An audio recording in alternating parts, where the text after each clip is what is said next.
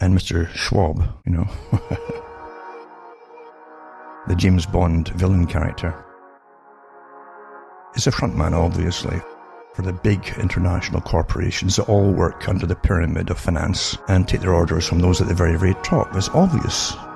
You can't have them all on board if they're all independent corporations, which tells you they're not really all independent corporations after all. Someone owns most of the shares in these corporations. You always find that happens, you see. You don't need to own the big amount of shares to run the company, in order to tell the company what to do. And don't forget, the CEOs are only employees. They may have some shares, and they're really employees of the corporation. The corporation then serves the bigger system that brings them in, helps them, and gives them financial help that they need to get through bad times, good times, or increase their profits. They don't do it all themselves.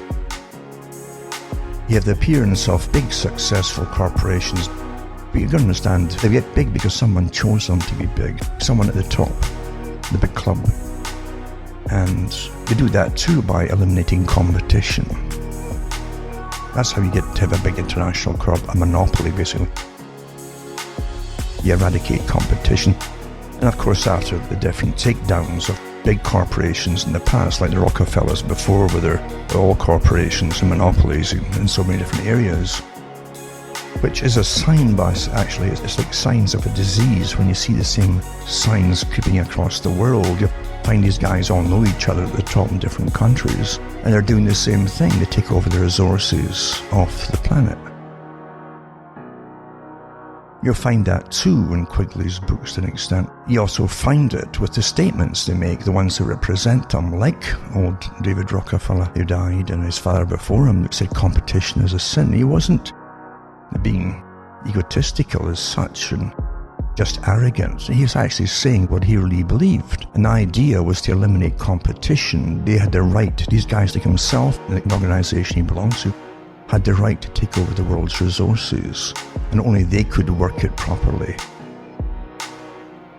The general public were too stupid and lower class to manage their own lives. In fact, that's what they believed. You were incapable of managing your own life. That hasn't changed. And so you'll find from old books from H.G. Wells, even before Wells actually, H.G. Wells was rather arrogantly all for this agenda, the same agenda that pretended it was left-wing because they had the working class on board with them, the Fabian Society, financed by the biggest, richest folk of the era, so we're told anyway.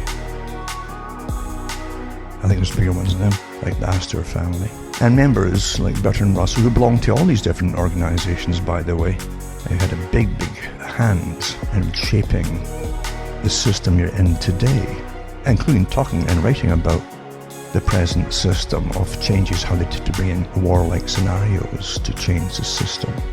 Russell also talked about useless eaters, because he and Wells and all the rest of them were eugenicists. They believed in superior types and inferior types. The socialist leaders they created, like George Bernard Shaw, were very open about that. They had the right to choose who would live and die. We saw that in operation when the Bolsheviks took over Russia. They went right to work at that. Shaw said the same thing. You have to come to us and ask us why we should keep you alive. Your great socialist organizations. It's amazing how they can keep things quiet, and other socialist countries they can actually paint as a villain and make thousands of movies about them. You find they're all the same, really. At least the ones who run them all are connected to a higher group. They're all the same. It's dead silence. That shows you that you're actually on the right track when you're beginning to get that little light come on in your head.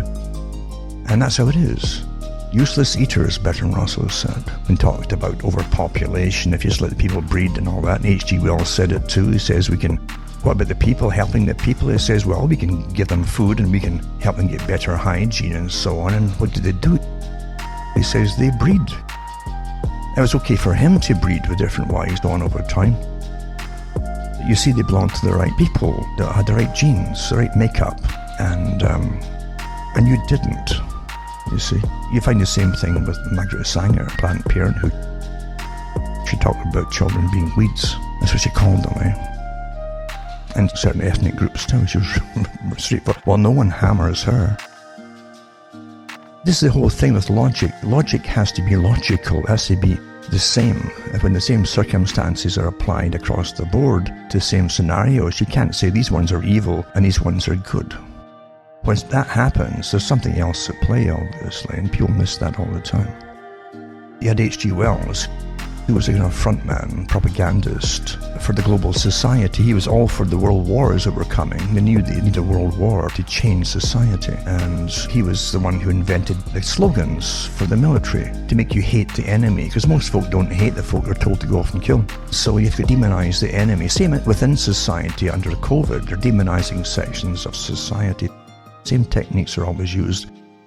Before you isolate them and you deplatform them, stop them from having any speech, and then you eradicate them in one way or another, you see. Standard techniques never change.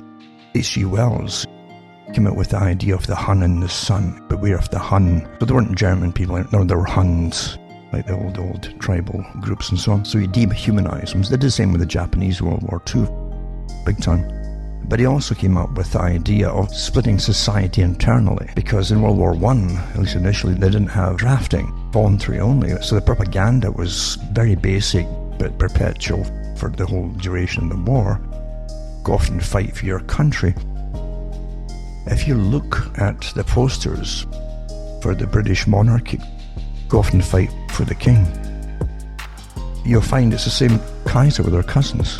And you'll see the same features on the posters, doesn't matter if it was German or British, because they're all Germanic.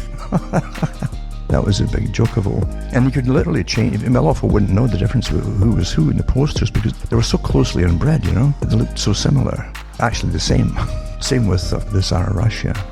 Here they're telling you to go off and fight the other people, or the real Germans fighting the real British. H.G. Wells was all for that, for the changes it would cause and societal changes, because then government takes over food and work and everything else, all the things you would do yourselves. They take all the rights from you, and you all work for the state, at least for the duration of the war. You never quite get out of it either. And the banks make a killing, the big lenders make a killing on war, guaranteed to have it returned, with all this massive compound interest by the government and its tax bureaus. So Wells, he also internally split the people by getting arguments amongst them, to get them all arguing with each other, you see, just like COVID. You get in a shot, yes or no, you get them all fighting each other.